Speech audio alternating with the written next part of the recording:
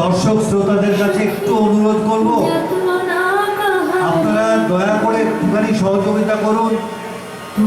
নিজেরাও শুনুন, অন্যদেরও শুনতে দিন।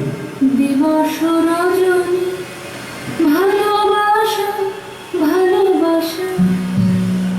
সুখী ভালোবাসা কারে কয় সে কি কেবলি যাতনাময়, সে কি কেবলি চোখের জল, সে কি